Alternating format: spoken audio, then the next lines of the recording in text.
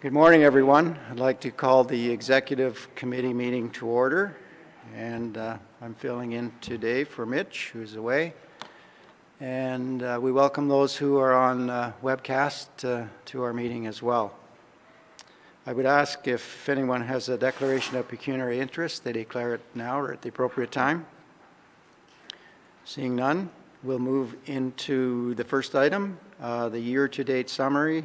Our year-to-date September 30th Q3 annual business plan update. And I'll call on Kelly. Through you, Mr. Chair, I'm pleased to provide the Q3 update to committee. You'll see in the agenda that after the project presentations from each of the directors, there is also the financial Q3 update, and each director will be speaking to the sections of that report just to provide additional clarity around the status of the year to date for their particular portfolios. In 2017, the team had projected for 73 projects. Of the 73, there were a number that were connected with physical capital infrastructure for both affordable housing and the transportation group. In total, as of Q3, we have 29 of the 73 projects completed, with 33 anticipated to be completed by the end of 2017. I do highlight that that will result in a total of 61 projects, or 83.6% of projects being completed. You'll recall that in the CAO's annual business plan, the goal was to have 85% completed.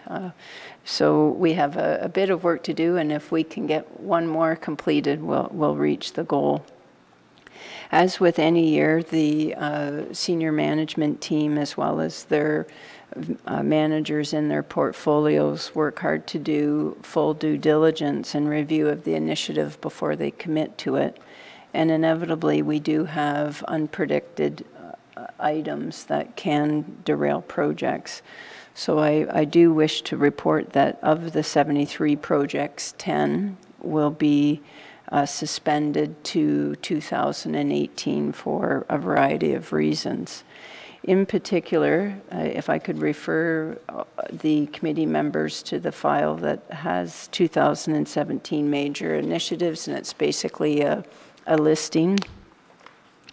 Project number 5 was the continuation of formalized policies to embed the Bruce lens into our approach with, in particular with economic development. Given the status of that initiative, that project, that initiative within the planning and development group, that project will be suspended until into 2018. Projects 10 and 11, both the unified communications or telephony, I always want to say telephony, and the SharePoint infrastructure, those have both been replaced by the SharePoint Office 365 or Bruce Works initiative. Turning the page into the social services and housing, we have 2 projects in that portfolio that will be deferred to or suspended to 2018, those being Project 40 and 45 in terms of the integrated housing system, which committee received a report last week to give an update on that, as well as the parking walkway and stormwater improvements. Going forward onto the third page, projects 55 will also be deferred. That was driven by the consultant, which I'm sure the county engineer will give a bit more detail for you as he reviews his portfolio. In planning and development, we have projects 58, which was the corporate file management. That needs to be suspended into 2018. Given we're doing the e-agenda initiative, it doesn't make sense to focus on file management until we have that that project in place. And then initiatives 69, 71, and 73 will all be deferred into 2018.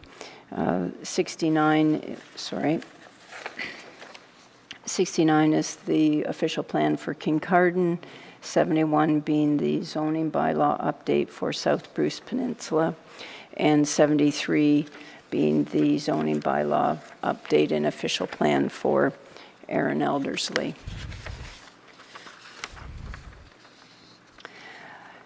When you see the financial report year to date, I will give just some brief opening remarks. We are anticipating to return to the Executive Committee and County Council a surplus in 2017. The surplus is driven by a number of initiatives. One does bear special comment, that being the surpluses for both of the long-term care facilities. You'll recall in prior years the operations incurred a significant amount of overtime, and so some of that surplus is because the budget was assuming the same level of overtime, and much of it has been addressed. As well, with the restructuring decision that was made in late January in terms of the one director over the 3 areas, that too is driving the lion's share of that surplus.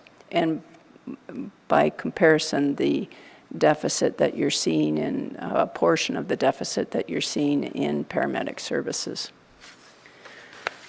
So with that, Mr. Chair, I can move on to the CAO's annual business plan or answer any questions if you wish. If there are questions, we can take them now before we get into the next part. Anyone? Anne? So the Kincardine official plan review, you're hoping it can start in the spring next year? Through you, Mr. Chair, I will defer that question to the Director of Planning and Development to respond. Okay. We're feeling the need of a Yes, review. thank you. So actually, we had a discussion with your CBO actually just last week, and what we agreed to do to help move it along is to devise the terms of reference for the project that breaks out the components. And coming up in the new year, we're just pending the rehire of the senior planner, and it would be our hope to begin that project if we have sufficient experience in that position in the Lakeshore. So currently we have just the one planner position, and with supervision being covered off by the Wiarton office and the Walkerton office. So once we get that person in the seat, if they have some good experience in terms of policy and policy development, which we hope for, and that person would be shifting a bit more from application review to major policy and major projects. Should that person be in the seat, then it would be our hope to be able to have the staffing and the horsepower to undertake the project. In the interim, we're working again with Michelle Barr to hash out the terms of reference so that can be brought to council, and it sets out the phasing costs and resources for the project before year end. Thank you. We've been wanting to get moving on that. Thank you. Other questions? Okay, we can move on. Kelly? Through you, Mr. Chair, the key performance indicators continue to be stable. Sorry for my delay. They continue to be stable. The percent of operating costs, although there's a small surplus projected for the CAO's office, the percent of operating costs for governance, it's not substantial enough to change the 1.6%. The staffing remains unchanged as well. The projects, I do have one slight typo, because you'll see under the 2018 projected that it's showing as 85%, and that should be at this point. The expectation is it will be slightly below that target. And the number of projects with goals of innovation and cost containment remain at 27 and are anticipated to all be complete by the end of the year. So if there are no questions, I'll just carry on. Okay.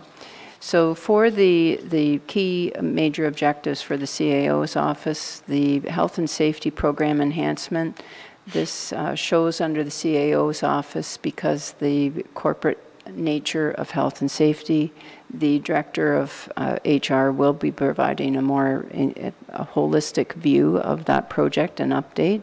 But overall, it's progressing quite well in 2017, and the manager of health and safety has been doing a remarkable job to advance that project.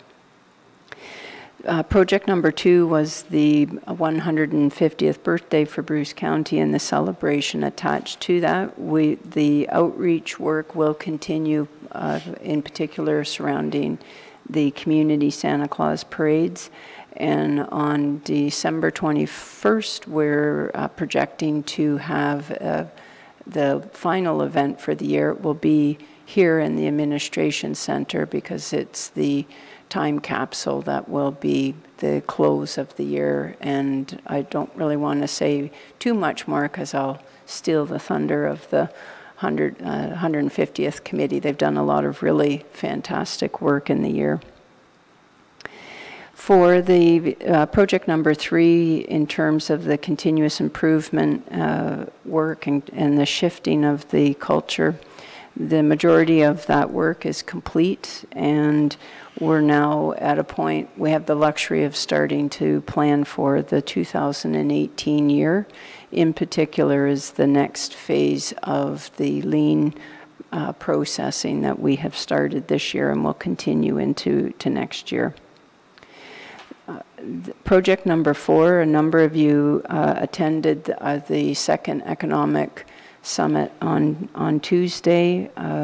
The project has had remarkable success. Our goal was to have 4 Tier 1 Bruce Power suppliers relocate within Bruce County in 2017, and it was a real thrill on Tuesday to provide the update that we are at 11, and a total of 18 have both relocated, I shouldn't say both, either relocated, 11 of the 18 have relocated, and 7 have expanded their footprint and their business model as a result of the initiative. And the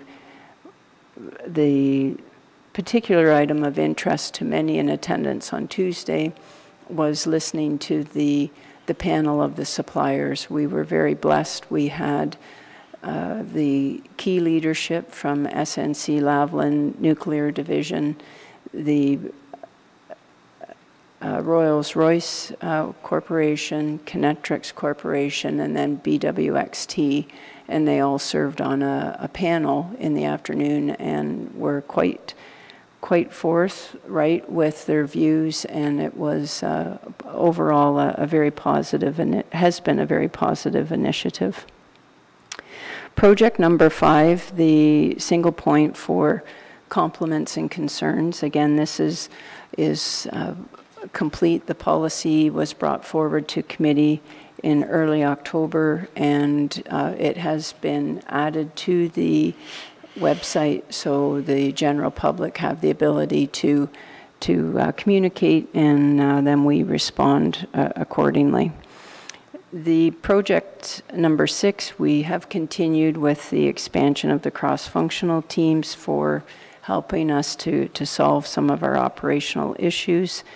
And the formalization of the Bruce Lens, again, that project has been suspended until we get the work done within the planning and development portfolio. So with that, Mr. Chair, I can answer any questions.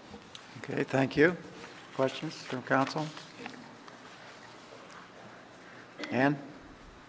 I just would like to thank Kelly for all the initiatives and the economic development summit this week was fantastic.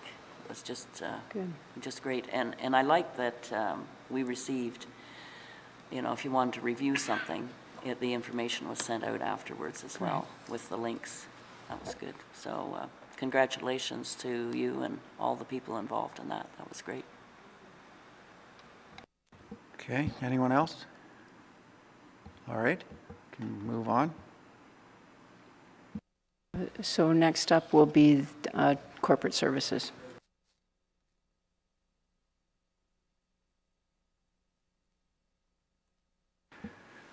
Welcome, Betty Ann.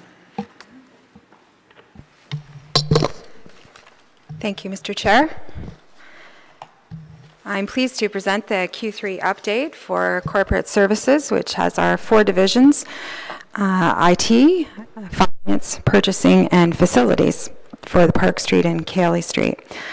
First, to update on our KPIs, and you will have received a document that I circulated to give additional information regarding the website visits. And that is really important, because if someone looking at the document, and as we continue through this year, and we'll suggest that our website visits, this is a page view. What this is actually telling me, even though the numbers are reducing, is that we're doing a better job. We're more efficient for the end user. The decline in this case isn't a negative. It's, in fact, it's very positive. It's telling us that they're getting to the pages quicker, and they're consuming the same content that they used to on our old website, but they're able to do it all on one page. And it is a good indicator, and that the content is being viewed. The one item that we will see, if Mother Nature and our forecast is correct for tonight, that is one area where we still get on those winter dates, and we saw it in Q1. It can really change the website views, but for us, it's good news story from the new website that we still have the same users, but they're just more efficient for the end user, and we're receiving that very positive feedback. So we're very pleased about that.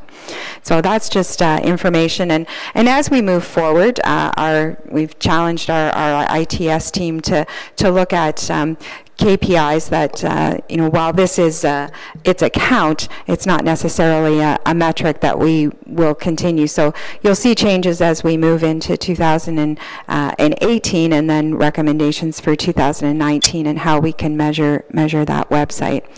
Very little other changed, except I do want to draw your attention to the help desk support tickets. It's another area, but again, it's a change in practice, and it's what we do. We started utilizing our ticketing system more fully in the last quarter, so in the third quarter, and it's allowing us to track our internal work, whether it's hardware refresh, infrastructure work, patching, as we move towards what our IT friends call an ITIL compliant IT service management model, and ITIL is our information technology infrastructure library. It's a best practice framework. It's how our IT resources should be organized to deliver business value, documenting processes and functions and roles of the IT service management. So regardless of the origin is now being tracked, so it can be reported on more completely, and so that we can gain insights into those trends leading to identification of problem areas. So in this case, it's not necessarily suggesting that we have a lot more help desk support tickets. It's just better utilizing the system that we have so that we can manage it better.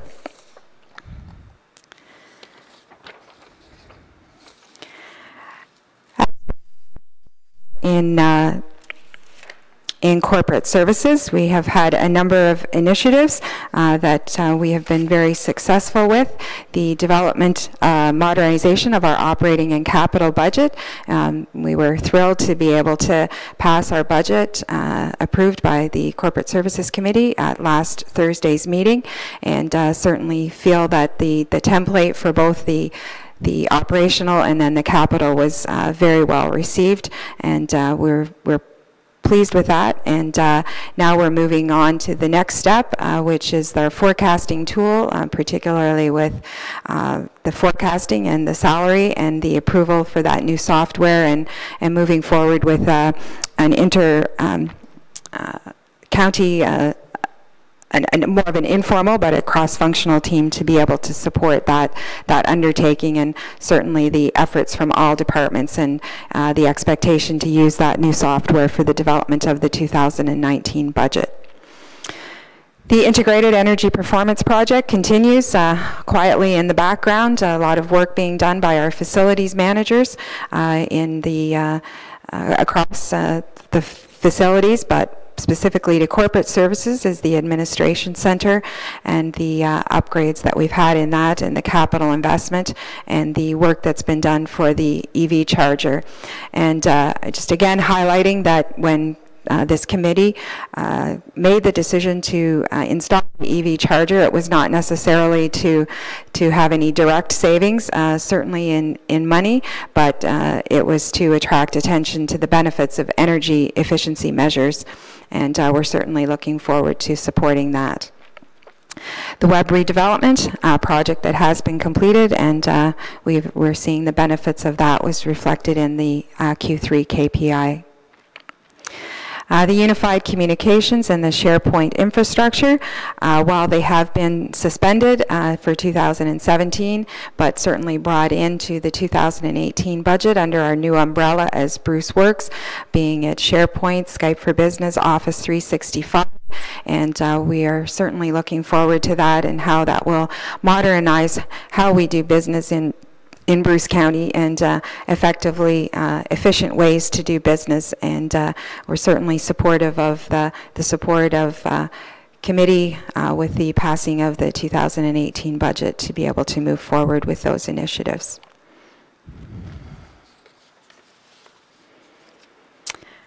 And if there are any questions related to the business plan, I would be happy to receive them, and then I can speak briefly on our Q3 position with financial statement. Are there any questions? Okay, moving on to financials. So the financial statement that was presented last week, when it particularly relates to corporate services, we are forecasting a surplus of just over $110,000 in our operations. Much of that is just related to vacancy, that the recruitment for positions. We had an earlier than expected, no pun intended, maternity leave, so that also created some savings. And then, as you will typically, when we recruit new positions, they are brought in at a lesser placement on the salary grid. Capital is on budget, and aside from that, the project that had been unplanned was our major renovations and refresh to this facility, and Council's commitment of $250,000 to complete that, and I'm pleased to report that we are complete, and it has been done within the budget, and very thrilled with the benefits that has brought to this building for efficiencies. Also speak to the non-departmental, where we are projecting a deficit at year-end of approximately $65,000. You will recall that in our non-departmental, those are items that we have oftentimes very little influence on the results. It includes our supplementary taxes and write-offs and the provincial offenses. We had hoped that we would see some change in the provincial offenses with the change in some of the provincial, the Ministry of Transportation, and how they were going to be following up with defaulted Provincial Offences Act fines, but unfortunately to date we have seen little change in the revenues collected, but we are hopeful that perhaps we can catch up some in the fourth quarter, but we are recognizing no change with this forecast at year end. And that has also been carried forward in the 2018 budget. And I'd be pleased to answer any questions. Okay, any questions from anyone? The going way back to the lighting retrofit, what does that entail? Is it to fixtures and bulbs and everything? It's particularly the bulbs, but if the ballasts are in need of replacement, they will also be changed out as well. All right, thank you. Okay. Thank you. We'll move on to Human Resources. Marianne?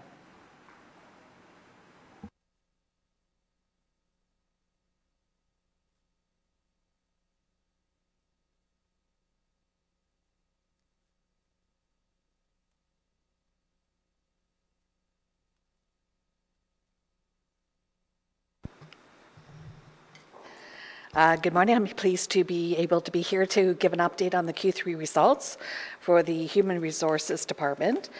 So our KPIs are reading fairly steady. We're a little higher than where we'd like to be as far as our OSHA recordables, so we're keeping our preventative programs in place in order to keep that down. We are higher in sick time paid, which is the trend that was indicated in the Q3. And of course, that's kind of I guess, depends on where you are as far as salary goes and how many people we have off each year as we do track that one. But it does show that obviously we've got some people that are sick, and we continue to manage them through our wellness department and using our outside consultant with a claim. So as far as speaking to the financial records, the HR is looking at a small surplus of about $2,300, and that's mainly attributed to salary and benefits being slightly less. However, we do have one account that's over in our consulting area, so we have offset that with reduced spending in our other accounts in order to make sure that we're not over budget by the end of the year.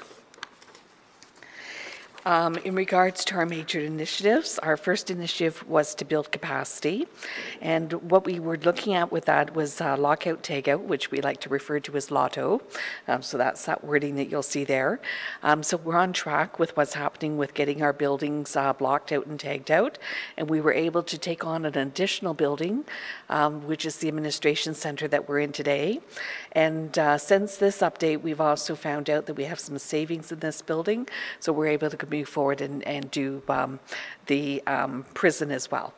So good, we're getting more value for the money that we budgeted for, so that's good news. The health and safety tracking system, we have conducted our trials. We have completed those. We're now just in the final throes of looking to make sure it meets what we need from an IT perspective, and once that's done, we'll be able to move forward, so definitely will be completed before Q4. Ergonomic assessments, an RFP was issued, and the closing date has already passed, and those are currently under review. And again, we'll be able to close that project and be able to move forward, which is a 3-year program to get our ergonomic assessments and cognitive assessments up to date. We also are moving forward well with our mental wellness survey. So we did send that out to the Wellness Committee, got recommendations back. The senior management team has supported those recommendations, and that information has been shared with staff. And so that's an ongoing initiative that we're pleased to be able to provide. Under systems development, Avante is still doing well. We're continuing to manage that, and we're currently in the midst of posting our previous health and safety records so that they're entered into the system so we can sort by employee. And OrgPlus is up and running, and so now we're working with Avante to get the information within Avante up to date so that the org chart prints correctly. So we're pretty excited about that initiative and getting excited about rolling it out to the rest of the staff. Manage workforce risk. The non-union job evaluations were completed at the end of Q2, and there was a process attached to that, which is now complete, and we'll be able to provide updated information to staff shortly. The non-union job description project is working very well. It's up to date, and it also is getting branded at the same time. And I'm talking about the non-union job description program. Sorry, if I can just ask Marianne, can you scroll your report through for the viewing public? Sorry, Mr. Chair. That's what happens when you have your own separate notes. Sorry about that. So the non-union job description project is moving well. It is a massive project. There's a lot of moving parts with this particular project, and a lot of input that has to be taken into, and a lot of massaging and quality control issues. So it's been challenging, but it will get done, and I'm sure the staff is going to appreciate having up-to-date job descriptions so they know exactly what's expected of them in their workplace. Our students were helping with that project, and they did complete their term at the end of Q3. The ideal would have been to be done at Q3 when they left, but unfortunately we have been left with some work behind, and we're continuing to manage that. Advancing the HR programs, we do have HR team members participating in cohort number 5, and they should be complete this year, and so we've met our goals there as well. And that is the update. Okay, thank you, Marianne. Any questions? Yes, Milt? Thank you, Mr. Chair. I'm just looking at your KPIs and the turnover rate. What is I looked at 15 actual, 16 actual, and 17 looks as though it's going to be much higher. And so is 18 projected. So I'm just wondering, what is a reasonable number that we would look at? Through you, Chair. We've actually broken that KPI down for next year because that KPI also includes all of our temporary and contractual staff. And so I think it's skewing the numbers. And so we expect to have turnover in contractual and seasonal staff. And so we've broken it into our permanent staff and non-permanent for the next year KPI. Okay. So I think there'll be value for the committee to see that next year because it does skew it. So when you break it down, we're closer to an 8 to 9% at our permanent staff, which is still a high number. I mean, you want to be able to keep it down, but a lot of that is also natural attrition that was happening, which is what we're seeing in all of our workplaces. So we've had 25 retirements so far to date. So that's adding to that number for certain. Okay. So retirements are counted in that? They are. Okay. And okay. So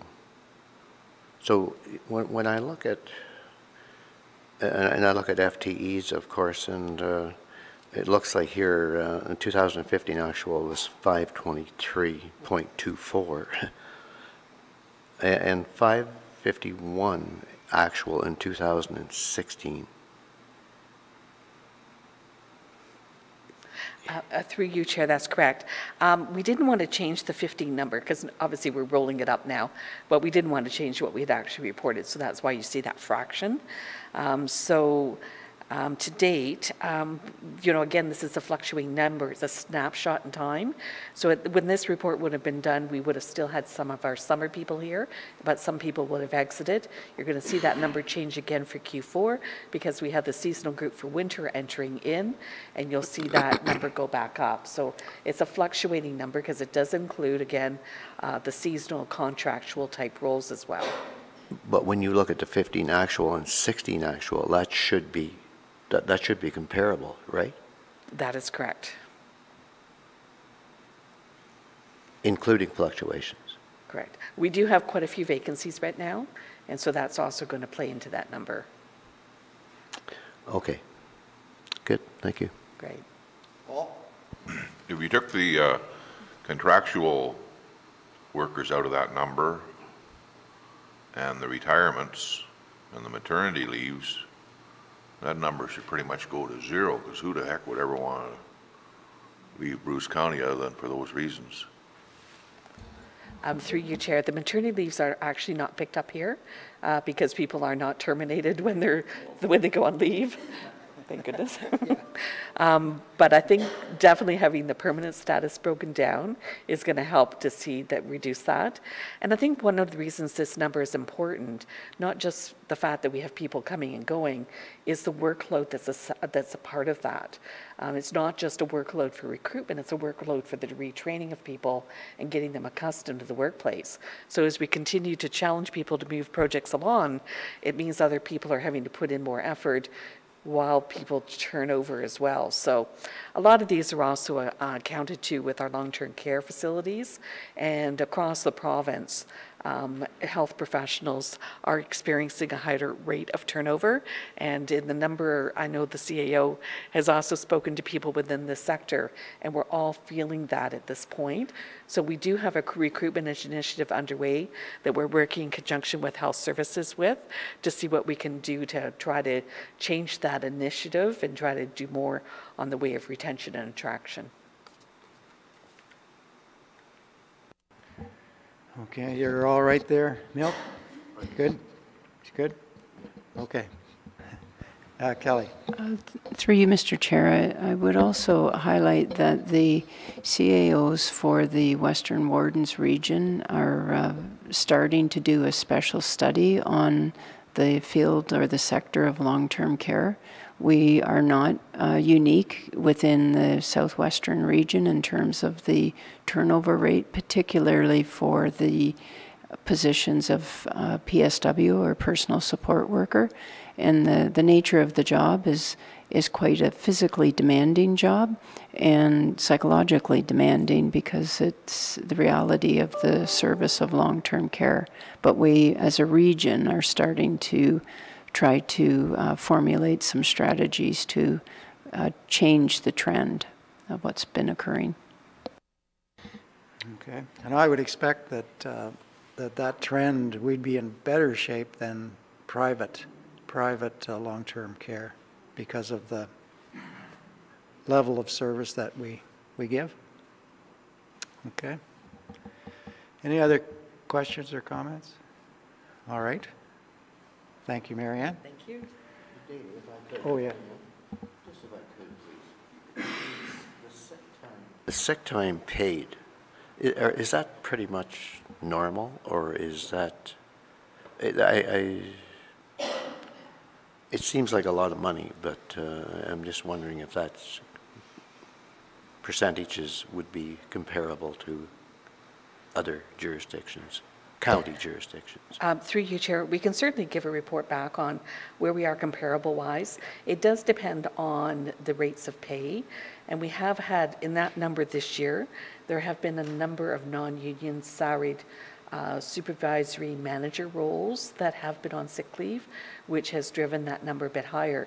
So keep in mind on the actual expenditure, those roles are also budgeted for and typically not replaced. So unless it's an illness in paramedic services, as an example, that role would potentially be replaced. But other than that, if you see something in HR or treasury or planning, those roles are completely budgeted for. So this is not a true impact to the budget because of the budget's already there. But for the roles that have to be replaced, we try to replace those as much as possible, obviously with regular pay versus overtime pay. And do we get, say, typically in certain departments, do we get a higher sick time, usually, or? Yeah, through you, Chair, we typically see that in long-term care is being one of our higher ones, but this year we've experienced a heightened issue in paramedic services. Okay, yeah, good, thank you. Okay, yes, Ann? Sorry, I couldn't hear what you said regarding, I don't know whether your mic doesn't catch you or whatever. You said this sick time doesn't impact the budget at all. Is that what I caught?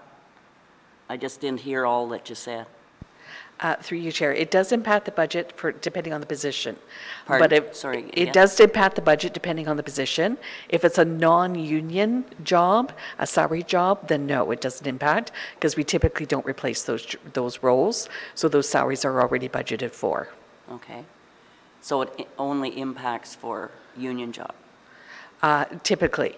The only exception would be paramedics. If it's, say, for instance, a paramedic shift superintendent, they would be replaced because they were on call 24/7. Okay, thanks. Sorry, I just couldn't hear what you said. Okay, thank you, Marianne, for that clarification. Thank you. And the report. And now Kathy for museum.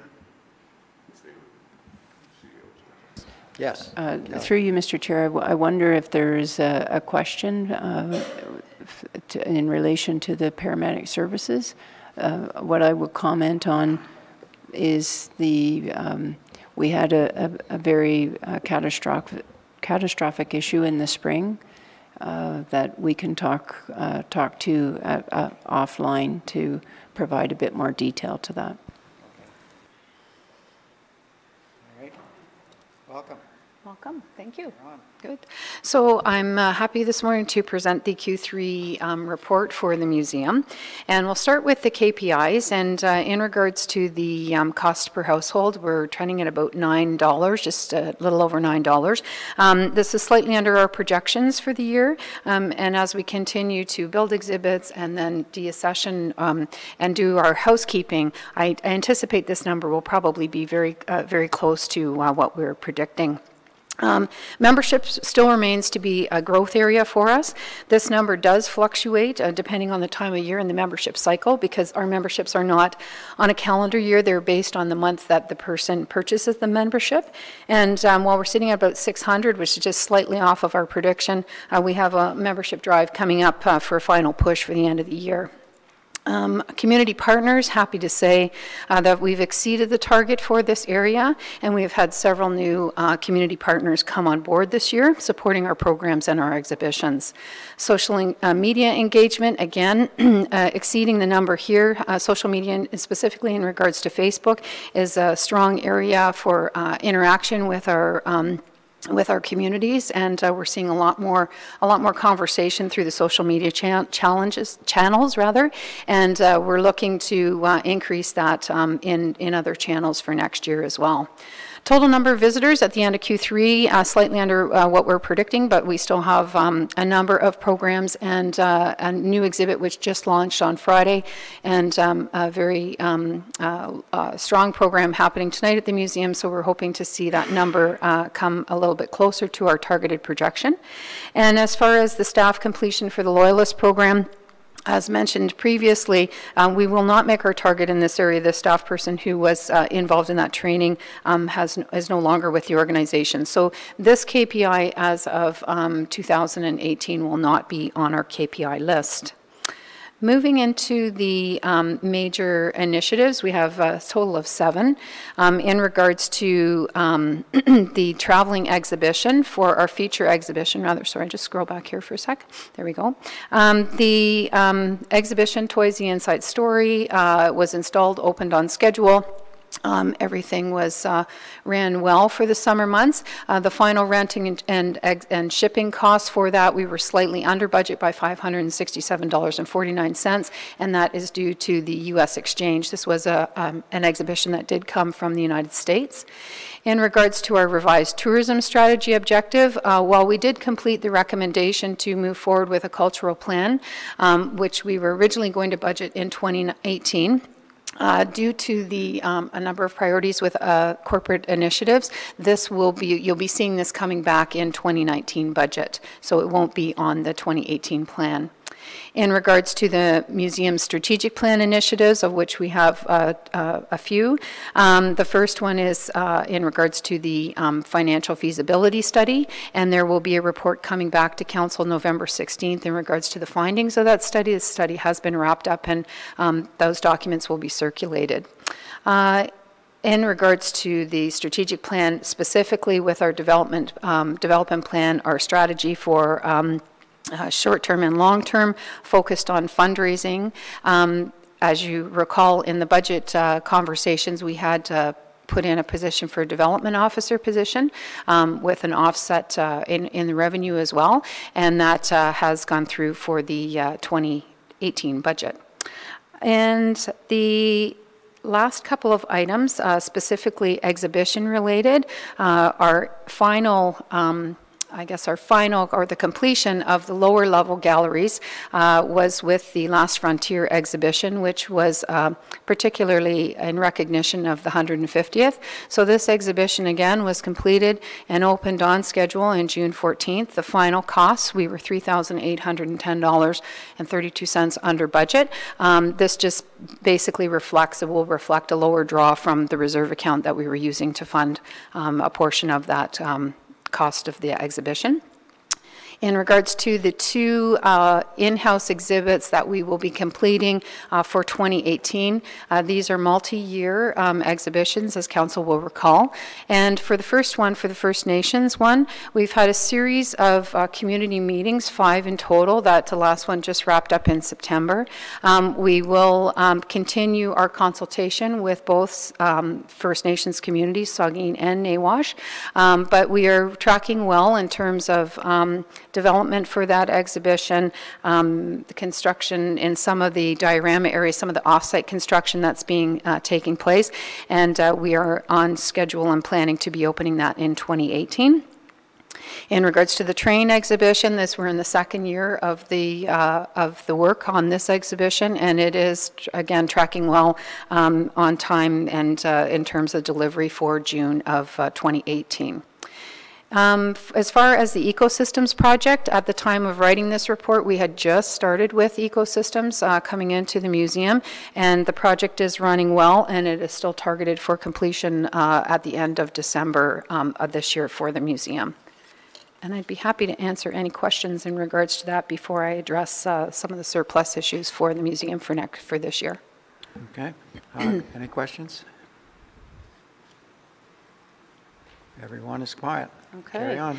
Okay, so in the financial review, the 9-month financial review, the museum is projecting a surplus of $26,390. Part of this surplus is made up of a variety of items. In particular, our admissions revenue, while it's greater than this period last year, it's still trending towards a small deficit. But again, we have lots of programming and exhibits, so we're still promoting and actively trying to get people through the door.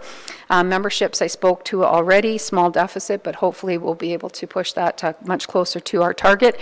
And the one area where we will have a shortfall is in regards to our foundation revenues. Our salaries are projected with a surplus of about $17,000, and that's particularly related to absence position vacancy with our marketing position for about 3-month period time. Our utilities are remaining consistent with last year, and the unbudgeted rebate, which will generate a surplus, has been identified to go back directly into the ecosystems project. Day-to-day operating expenses and programming, overall a slight surplus there.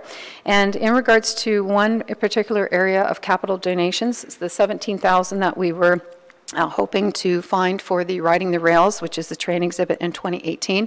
We are actively pursuing that.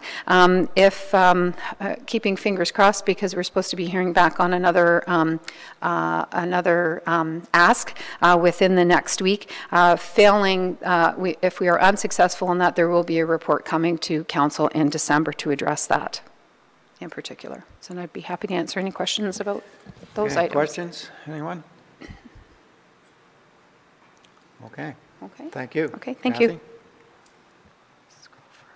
Next is the highways, and I'll ask Brian to come forward.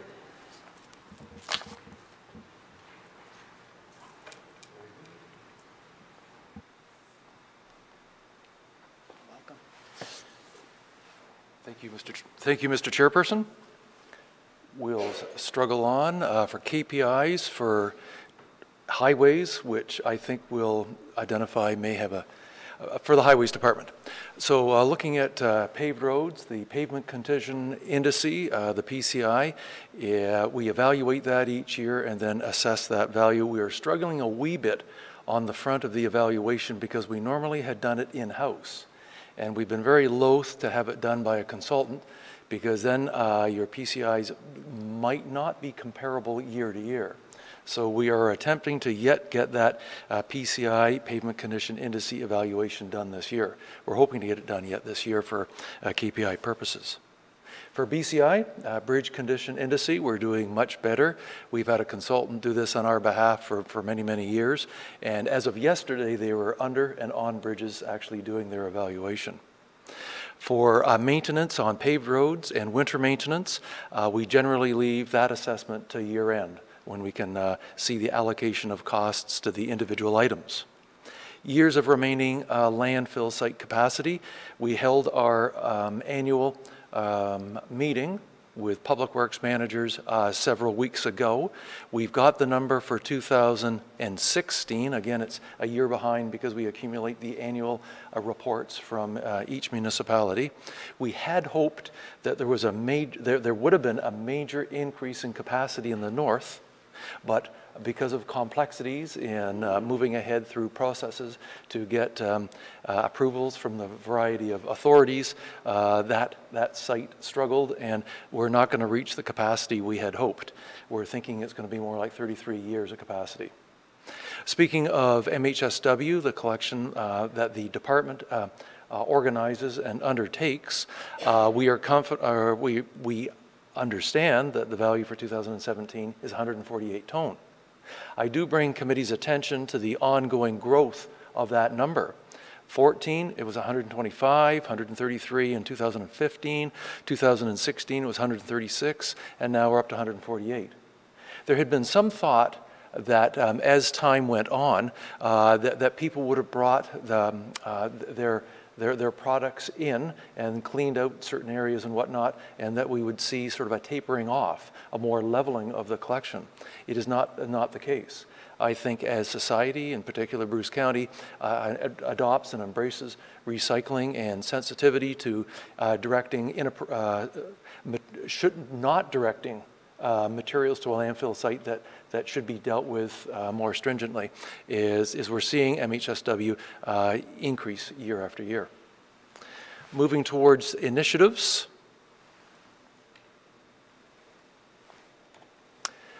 First major initiative was the consideration of what the department does concerning road construction. The evaluation with the assistance of a consultant arrived that yes, it would be appropriate for the department to move towards contract road construction and away from in-house road construction. And in that drove the shape of the department. Consequently, we've reconsidered and revised the organizational chart and working with HR and the CAO to finalize that. We have advertised for the position of engineering manager to further assist the department in moving ahead with a bunch of projects we'll talk about in just a moment. We're reviewing the job descriptions of non-union staff, and we'll be making an announcement shortly on a possible new name change for the department. Item number 2, environmental assessment of the West Road. We had identified that we would move this undertaking forward, and we have certainly done that. Our department and a lot of our in the office staff spent the summer directing towards the meeting of August 29th and the meeting of August 30th. They were successful meetings, following which, actually before which, we had been talking to some of our First Nations partners and MOECC and MNR, and we are now working with them on the surface water and hydrogeological water balance study. And we've made commitment that we would undertake these studies and incorporate them into past natural heritage studies. So if there was any impacts, so the surface water or groundwater is well understood to see what impacts it may have on the natural heritage. And we have agreed to complete those studies before we move ahead with reconsidering or considering a preferred solution for recommendation to council. So if I can recall and refresh, is during the summer, August 29th and 30th, we had identified a preliminary preferred solution for the publics and agencies and First Nations focusing their attention. Now we need to do this further fairly large study and then incorporate that into the past studies and then evaluate what would be the move ahead and best position to come before committee and council and test with agencies, the public and First Nations before we come to committee. Maybe you should try that again. So again, the summer preliminary preferred solution. We have to do this study. We have to determine if this study has impact on other studies. We then have to announce a recommended preferred solution to the public, to agencies, to First Nations for them to comment on. Consider those comments along with the committee before we come back to committee with a recommended preferred solution for you to consider. Good. Item number 3, undertake a paved road program. Kelly mentioned, CEO Coulter mentioned that I should update this. We've had a number of successes. I'll go down the list very quickly. In Lucknow, County Road 1, paved Campbell Street and Ross Street. County Road 1, Highway 9 to County Road 20, completed and paved. County Road 6 East from Ambleside towards Mildmay, paved and completed. County Road 9, Highway 9, all the way towards Barrow Bay, paved at the south end, paved shoulders at the south end up to the Purple Valley Road, and microsurfaced to the north towards Barrow Bay. County Road 12, we're thankful for South Bruce on their initiative in Belmore. That job is moving along quickly, and we expect completion this fall. And naturally, we're a party as well as actually 4 other partners on that project. County Road 40, we completed a project that we had started in 2016, east and west of County Road 3. Projects that carry over, projects that for a variety of reasons we have, they're in progress. In Lucknow, County Road 86, on Main Street at the west end of town, we received, the consultant received the environmental compliance approval late summer, and it was deemed inappropriate to tender at that point. County Road 6B in Teeswater, there's ongoing work with an industrial company there that we anticipate that the funds will be spent in 18, possibly even in 19, when they mature their work on County Road 6 in Teeswater. Several projects in South Bruce Peninsula, Hepworth and Frank Street, we were unable to move ahead to come to consensus with the municipality concerning the substance and magnitude of the work. We have a couple of jobs that are ongoing and are related to municipal partners. In Kincardine, we've got County Road 15 in Inverhuron. We've got funds set aside that if the much larger sanitary project would go, then we would be a party and a partner in that. And on County Road 23, the trail, the KIP Trail, is naturally, we're again a very small partner, had funds available for that if that project moved ahead. Moving towards item number 4, initiative number 4, McCurdy Bridge.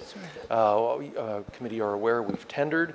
We're on the pinnacle of award. We've got 1 or 2 small items requiring bylaw next week that we're trying to manage.